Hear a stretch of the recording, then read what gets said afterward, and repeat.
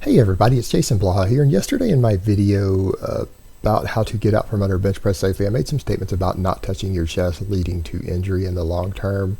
Some people ask me, hey, what do you mean by that? How does that work? That doesn't make sense. I've heard the opposite.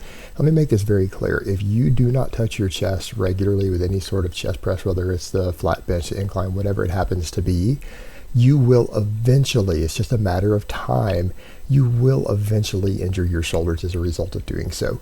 And what it has to do with is that people are worried about, oh, it's too deep of a stretch, it hurts you. Look, only if your bar path is incorrect and you don't know how to perform the exercise is there a risk of overextending yourself by going all the way down. What ends up happening is that if you don't touch your chest, you actually make everything tighter and less flexible, and therefore you increase your chance of hurting yourself when you get to the bottom. And the thing is, what ends up happening, because you're short stroking the rep over time, you can move more weight, because it's always easier to move a weight through a shorter range of motion, a given weight.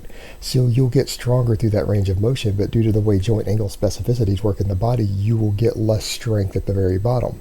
And you'll continue to get stronger and stronger at the top with less carryover to the bottom, which is already the weakest point, combined with various muscles in your chest and shoulders getting tighter from not using the full range of motion. And what will eventually happen is that something will go wrong because you set up different, or you don't happen to use some sort of pin press or an object to stop the weight from coming down.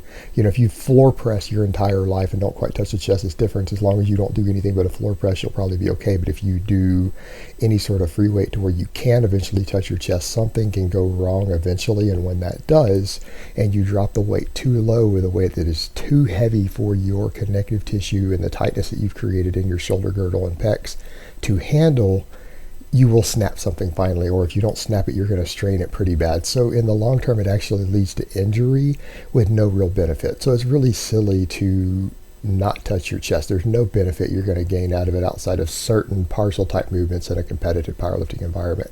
All right, guys, but that's really all I have to say on that today. I hope it's been informative, and I will talk to you guys next time.